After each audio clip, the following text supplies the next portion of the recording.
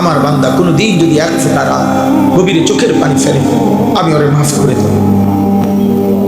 যদি বলে বান্দা আল্লাহ গুনাহ অনেক বেশি, আল্লাহ বলবে সমুদ্রের ফেনার চাইতেও বেশি। বান্দা বলবে না। আল্লাহ বলবে আসমান পরিমাণ উচ্চতার চাইতেও বেশি। বান্দা বলবে না। তা আল্লাহ বলবে বান্দা আমি তো আসমান ছোঁয়া পর্যন্ত গুনাহ মাফ করতে রাজি, আমি তো সমুদ্রের ফেনার চাইতেও বেশি গুনাহ মাফ করতে রাজি। এত সুযোগের পরেও যে বান্দা আল্লাহকে ডাকে না, সেজদা করে না, গুনাহ মাফ চায়, ঠিক আছে বদনসিব, তুমি তোমার জীবন চাও। কে কার জন্য আটকাইবে? কারোর জন্য কেউ আটকায় না। আমি আবারও বলছি, শেষ কথা, কিশোর যুবক মনে রাখো, স্বার্থপর এই দুনিয়া এত যান্ত্রিক, দুনিয়া এখন এত কঠিন বাস্তবতা যে আপনজনরাও ব্যস্ত, যার কারণে তুমি যদি নিজে নিজে নষ্ট হইয়া চরিত্রহীন হইয়া যাও, কচ্চা গইল্লা গন্ধ ছোটে, তোমার কেউ টাইনা ধরবে, কেউ ফিরাইব, এই টাইম কারো হাতে না। আমার এই কথা এক ছেলে হলে বাস্তবতা বড় কঠিন এখন। তাহলে এখন কে কার সময় নিবে? এই জন্য বাবা আজকে 15 দিন না, আজকে 1 বছর বাপে জানে না তার ছেলে যে 1 ওয়াক্ত নামাজ পড়ে। এবারও সময় নেই। এবার এক কথা, যা টাকা লাগে তোর মার কাছে রাখতে গেছি, টিহানিস পেটের বুক লাগলে ভাত খেয়ে যাইস। এবার তোর মতো করে তুই বড় আব্বা, তুই মানুষ হ, নইলে জানোয়ার হ, নয় নারী দেখ, নয় ছবি দেখ, নয় জিনা কর, বেবিচার কর, মদ খা, নয়তো জুয়া খেল, অসৎ বন্ধুদের সাথে, তোর চুল তোর মতো, তোর চেহারা তোর মতো, কিসের আল্লাহ কিসের খোদা, কিসের নবী কিসের রাসূল, তোর মতো চা। কারো হাতে সময়, কারো হাতে সময়। এই হলো মূল বিষয়। আগে আমরা মনে আছে দুপুর 2টা বাজে গেছে, নানার বাড়ির বেড়াইতে গেছি, তো এখনো ভাত খাইতে যাই নাই, ছোট মামা আইছে, বড় মামার বড় ছেলে মামতো ভাই উনি আইছে, ছোট্ট মামতো ভাই একজন আইছে, সবাই খুঁজে দৌড়াদৌড়ি, হ্যাঁ তাড়াতাড়ি ভাত খাইতে যাইতে বলছে। আর বাড়ির গেছি, আর সবাই মিল্লা ধমকানি, দুষ্ট হয়ে গেছে, 2টা বাজে গেছে, অন্য ভাত খাইতে আইও না। তাইলে কথার কথা সবাই টেনে ধরছে, আজ আর টেনে ধরার কেউ নাই। ফলে সংখ্যাগরিষ্ঠ ছেলে পেলে নষ্ট হওয়ার পিছনে অভিভাবকের এই গাফলতি আর খামখেয়ালি প্রচন্ডভাবে দায়ী, যার কারণে ছেলেদের অধিকাংশের চেয়ে, আপনি দেখেন এখানে আপনি ছেলেগুলোর দাঁড় করায় দেখেন, জিজ্ঞাসা করেন বাবা তোমার চুলটা কার মতো, সে বলতে পারবে না। একটা ছেলেকে বলেন যে বাবা তুমি আজকে সারাদিনে যে পেশাব করছো, পানি নাও নাই, টয়লেট পেপার ব্যবহার করো নাই কেন? আর এটা তুমি কি একবার কুত্তা দেখছো যে কুত্তার সাথে মিলে নাকি মানুষের সাথে মিলে? তুমি একটাবার দেখো। তুমি কি কোনো জানোয়ার দেখো নাই কোনোদিন যে জানোয়ার পেশাব করার পরে কি করে? তুমি কি কোনো মুমিন দেখো নাই মুমিন পেশাব করার পরে কি করে? আল্লাহ আমাদেরকে বুঝ দান করেন, আল্লাহ আমাদেরকে কবুল করেন। আজকের এই মুবারক মাহফিল আল্লাহ তাআলা ভরপুর বরকত দান করেন। আমার জিন্দেগির একটা ফিকির ছিল, আমার জীবনের একটা স্বপ্ন, এই শেষ কথা আমার দোয়া করছি আপনাদের কাছে।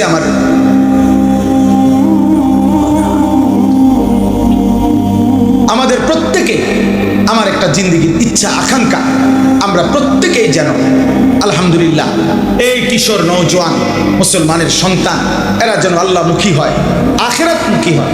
আপনাদের রাত গভীরে অভিভাবকদেরকে আমি বললাম, আপনারা যারা আসছেন কষ্ট করে, ছেলেরা যারা আয়োজন করেছেন, আল্লাহ আপনাদের সবাইকে ভালো রাখেন, কবুল করেন, বলেন আমিন, বলেন আমিন। কিশোর যুবক ভাই, তোমরা যারা 30 বছরের নিচে, তোমাদের কাছে আমার বিশেষ অনুরোধ, আল্লাহর ওয়াস্তে নামাজ পড়ো, ফজরের নামাজ পড়ো। এমন সুন্দর জীবন রাত, এমন সুস্থ সবল যৌবন আমার আব্বা নষ্ট করে দিও। হয়তো কেউ বলবে না, হয়তো কেউ ফেরাবে না, একদিন তুমি কোথাও না কোথাও থামতে হইবে, একদিন তোমাকে স্টপেজ দিতে হবে। বাস যত দ্রুত গতিতেই চলে তার একটা অবশ্যই স্টপেজ আছে, বিমান যত দ্রুত গতিতেই চলুক তার একটা গন্তব্য আছে, একখানে না একখানে থামতে হবে। হয় ফুয়েল শেষ হয়ে যাবে, আর নাই তো খল কবজা দুর্বল হয়ে যাবে, থামতেই হবে বাপ, আজ না হোক কাল। সেই থামার পরে 40 বছর পরে, 60 বছর পরে, কিংবা কবরে যদি পিছন দিকে তাকায় দেখি নেকি বলতে কিছু নাই, গুনার কোনো শেষ নাই, কি হবে তখন? কি হবে তখন? কবর। এজন্য চলো নিয়ত করি আমরা ইনশাআল্লাহ নামাজ পড়ব। আল্লাহ সবাইকে তৌফিক দান। কোরআনুল কারীমের মধ্যে আছে, আল্লাহ তাআলা বলেন ওয়ামা আকসারুন নাসি ওয়ালাউ হারাসতা বিমুমিনিন। সূরা ইউসুফের মধ্যে আছে, নবী সাল্লাল্লাহু আলাইহি সাল্লামকে আল্লাহ বলছেন আপনি যতই চেষ্টা করেন, যতই আবদার করেন, আপনি যত আকাঙ্ক্ষাই করেন, অধিকাংশ লোক ইমানদার হবে। আল্লাহ বলছেন অধিকাংশ লোক ইমানদার হবে না। আল্লাহর ফয়সালা এটা। ইবলিস শয়তান আল্লাহর কাছ থেকে যখন বিতাড়িত হয়েছে, তখন যাওয়ার সময় বলছে আল্লাহ আমি আপনাকে বলে গেলাম, আপনি আমাকে বিতাড়িত করে দিলেন, তবে আমি আপনার প্রতিটা বান্দার সামনে পিছনে ডানে বামে চারদিক থেকেই গুনাহের আপনার নাফরমানির কুমন্ত্রণা দেব। আর তখন কি হবে? ওয়ালা তাজিদু আকসারাহুম শাকিরিন। আপনি মনে রাখেন আপনার অধিকাংশ বান্দাকেই আপনার প্রতি কৃতজ্ঞ পাবেন। ইবলিস বলে আসছে, আল্লাহ তাআলা বলছে ঠিক আছে যা, তুই যা নাফরমান, শুধু এতটুকু বলবি দুনিয়ায় গিয়ে যে তুমি শয়তান এবং তোমার অনুসারী প্রত্যেককে দিয়েই আমি জাহান্নাম পূর্ণ করবো, অসুবিধা দুনিয়া খাইতে দেব। এই জন্য দোস্ত, ইমান, সেজদা, নামাজ, আল্লাহর ইবাদত, বন্দিগি এটা একটা ভিন্ন জিনিস, আর এই দুনিয়া এটা একটা ফালতু জিনিস। অর্থ, বিত্ত, মাল, দৌলত, ক্ষমতা, প্রভাব, প্রতিপত্তি, টাকা পয়সা, দুনিয়া ভোগ করা, এতটুকু একদম মামুলি বিষয়, একদম তুচ্ছ বিষয়, যার কারণে আল্লাহ তাআলা ইমানদার, কাফের, বেঈমান, সেজদাওয়ালা, সেজদা ছাড়া অনুগত, অবাধ্য মানুষ, কাফের, বেঈমান, এমনকি জন্তু, জানোয়ার, কুকুর, বিড়াল, হাইওয়ান, চতুষ্পদ জন্তু, সবাইকে আল্লাহ দুনিয়া ভোগ করতে, খালি বাল্লি এগুলা কোনো বিষয় না, যা দুনিয়া ভোগ করে। আল্লাহ বাদশার অনেক কিছু এমনও বেহুদা পড়ে থাকে। আল্লাহ তাআলা বলছে দুনিয়া আমার কাছে কিছুই না, কিছুই না। এই জন্য কেউ যদি কল্পনা করেন, দেখবেন যে দুনিয়া মাটির উপরে আমরা খাই, আপনি ওই আরেক দিকে তাকাইলে দেখবেন এই মাটির উপরে কুকুরও খায়। বিয়া বাড়িতে যেখানে প্যান্ডেলে বইয়া মানুষে ভাত খায়, দেখবেন ওই আরেক পাশে প্যান্ডেলের বাইরে কুকুরও তার খাবারই খায়, হাড্ডি তারই খাবার, যার খাবার যেটা সে ওইটাই খায়। অতএব দুনিয়া খুব পাইলাম, এটা আহামরি কিছু। দুনিয়া আল্লাহ তাআলা একদম তুচ্ছ করে দেখাইছে, আখিরাত মহান করে দেখাইছে। যিনি সৃষ্টি করেছেন তিনি এমনটা করেছেন, আপনার আমার কিছু করার না। কোম্পানি বলছে এটা 2 নম্বর, কোম্পানি বলছে ওইটা 1 নম্বর, কোম্পানি বলছে এটা ধোঁকা, কোম্পানি বলছে ওইটা আসল। তো আপনি কি করবেন?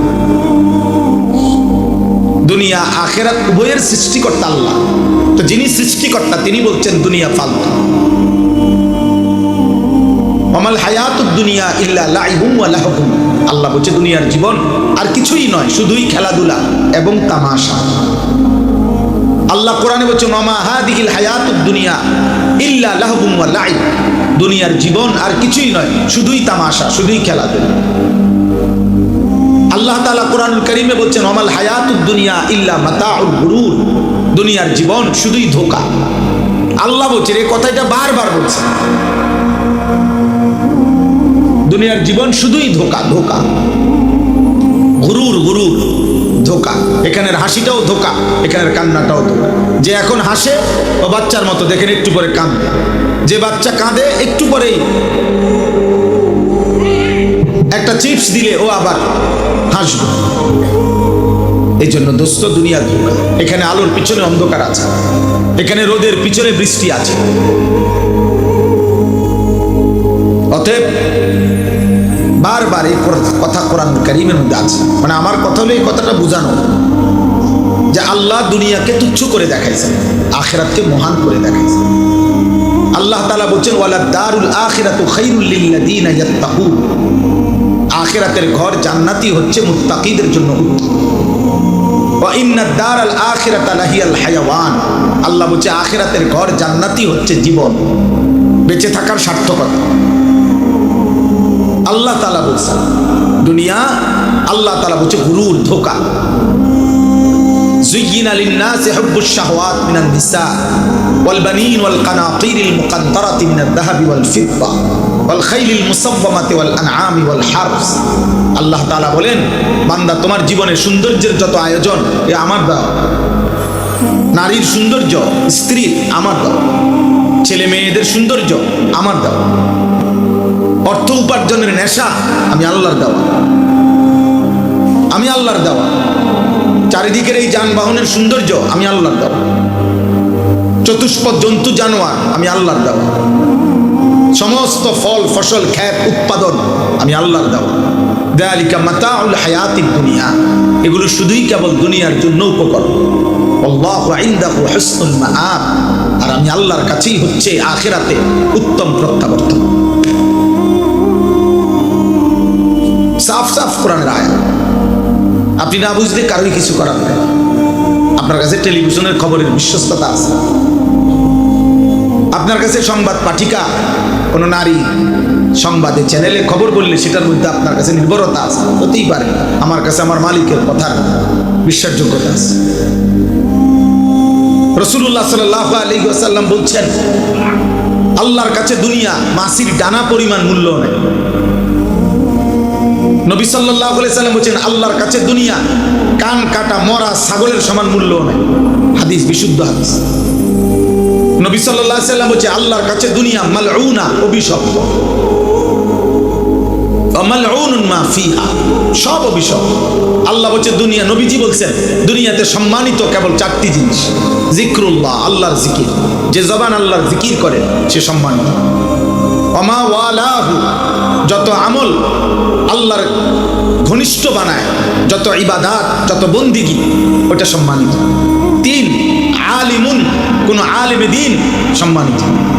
4, মুতাআল্লিমুন, কোরআন সুন্নাহর ইলম শিখে যে আল্লাহর নবী বলছে সে সম্মানিত। আর কোনো কিছু দিয়ে কেউ তৃপ্ত হওয়া এটা সম্মানের বস্তু না, উপভোগের বস্তু হইতে পারে, ক্ষণিকের, ক্ষণিকের, বাকিটা ক্ষণিকের। জাহারাতাল হায়াতিদ দুনিয়া, কোরআন কারীমের মধ্যে আছে, আল্লাহ তাআলা নবীজিকে বলছেন, ওয়ালা তামুদ্দান্না আইনাইকা ইলা মা মাত্তা'না বিহি আজওয়াজাম মিনহু। আল্লাহ বলছে, বন্ধু চারিদিকে আমি দুনিয়ার যা কিছু দিয়েছি, কোনো কিছু দেখে আপনি চোখ বড় করে তাকাবেন না। বাপ রে, কিটারে এটা বিল্ডিং, আরে সুবহানাল্লাহ, গাড়ি নিয়ে কত দাম চাই আন্দাজ 80 লাখ না বেটা, 1 কোটি। চোখ বড় করে এমন ভাবে তাকাইতেছে, বিরাট কিছু। 80 লাখ টাকা দামের গাড়ি, 80 লাখ টাকার দামের গাড়ি দিয়ে ইউরোপে ছাগল টানা, জাপানে 1 কোটি টাকা দামের গাড়ি দিয়ে ঘাস টানে, ঘাস। ইটালি, অস্ট্রেলিয়াতে হেলিকপ্টার দিয়া খেতে সার দেয়। হ্যাঁ হ্যাঁ, আমার পরিচিত ঘনিষ্ঠ একজন এই বাংলাদেশি প্রবাসী অস্ট্রেলিয়া থাকে, উনি সার দেয় খেতে এই হেলিকপ্টার দিয়ে। ওনার চাকরি এটা। ওনার আমি জিজ্ঞাসি, আপনি কি করেন? আমি হেলিকপ্টার দিয়ে সার দেয়। আমরা বাংলাদেশে হেলিকপ্টার দিয়ে সার দিব কোন বছর? এই 12 তারিখের পর, 13-14 তারিখের দিকে। দেখি প্রত্যেকের বাড়িতে অটো উড়াইয়া নিয়া সরকারিভাবে হেলিকপ্টার দিয়ে যাবে। উন্নয়নের জোয়ারে সকলেই আশা করা যায় হেলিকপ্টার দিয়ে সার দিতে পারে।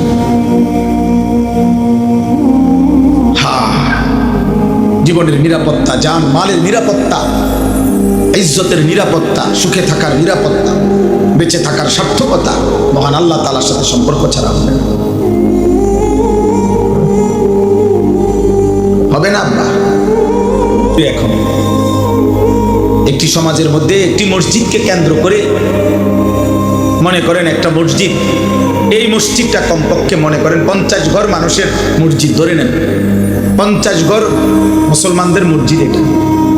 তাইলে 50 ঘরে যদি পুরুষ ধরে নিলাম 5 জন করে, 250 জন, কথার কথা, তাহলে 250 জন পুরুষের জন্য ধরেন এই মসজিদটা। আপনি দেখেন তো আজ 2026 সালের আজকে 25 জানুয়ারি আজ পর্যন্ত দেখেন ফজরের নামাজে মুসল্লি কয়জন? বুঝেন নাই আমার কথাটা? সুখ আসবে কোত্থেকে? সুখ আসবে কোত্থেকে? সীমাবদ্ধ উপার্জন যার হাতে, সে সুখ দিবে কোত্থেকে? যিনি আপনার রাষ্ট্র চালাবে, ওনারও তো টাকা সীমাবদ্ধ, উনি সুখ দিবে, ওনারও তো প্রয়োজনের অনেক অভাব, শেষ নেই, ওনার চাহিদারও তো শেষ নেই।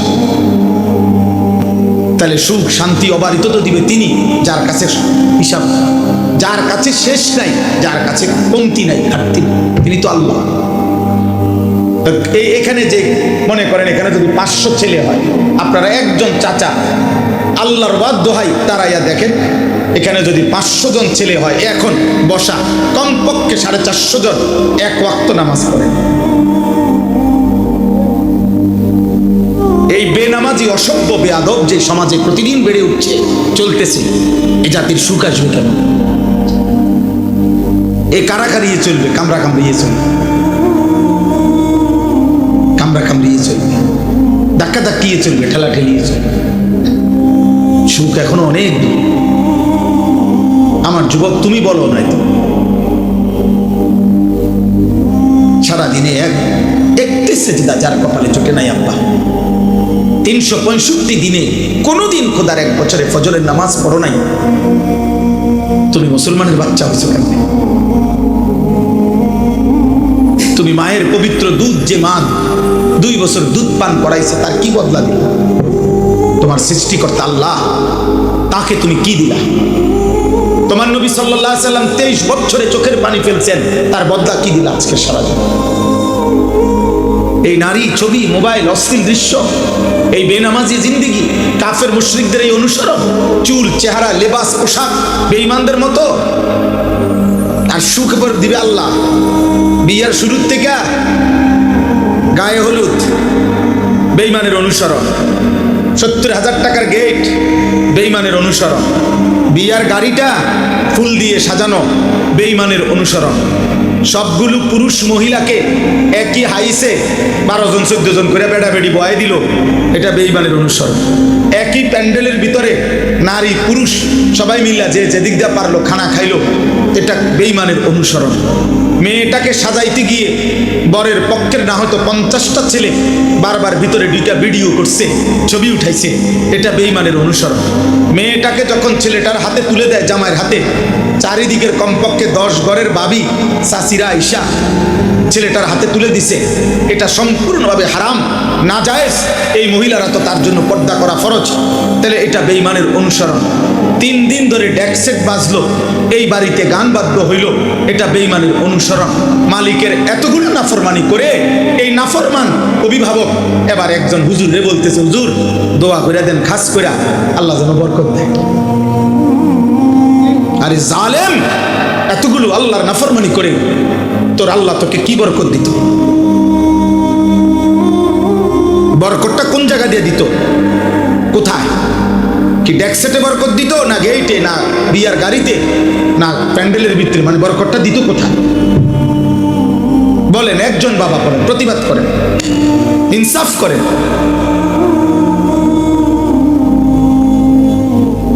ইনসাফ করেন, ইনসাফ করেন। নওজোয়ান, তোমরা মনে রাখো বাপ, আল্লাহ তোমরা হায়াত দিলে তোমরা আরো বাঁচবা। আমরা দোয়া করি আগামী তোমাদের যাদের বয়স 14, 16, 18, 20, 22, 25, আল্লাহ হায়াত দিলে তোমরা আরো 20 বছর, 40 বছর আরো বাঁচবা ইনশাআল্লাহ। তোমরা যে পরিমাণ গুনার নাফরমানি দিয়ে নিজেদের জীবন সাজাচ্ছ, তোমরা আগামী দিনে সুখ খুঁজেও পাইবা। বন্ধু আমার, আমি রাজনীতির মানুষ না, আমার কোনো মার্কা নাই, আমি কোনো মার্কা বুঝিও নাই। সকলে আমাদের কাছেও দোয়া চায়, আমরা দোয়া করি, আল্লাহ সবাই ভালো করব। কিন্তু আমি এতটুকু বুঝি, সেদিন পত্রিকায় দেখলাম লিখছে 12 তারিখেই দেখা যাবে শেষ হাসি কে হাসে। আমি বলছি না, কসম, হাসরের ময়দানে দেখা যাবে শেষ হাসিটা কে হাসে। 12 তারিখ শেষ হাসি না, 13 তারিখও মানুষ আসবে। বুঝেন নাই আপনি কথাটা? 12 তারিখ কোনো ইসরাফিল ফোন দিত না, 12 তারিখ ইসরাফিল ফু দিবে, কথা বলে না কেন? অতএব হাসরের ময়দানে ফয়সালা হবে। খোদার কসম, শেষ হাসিটা কে হাসে?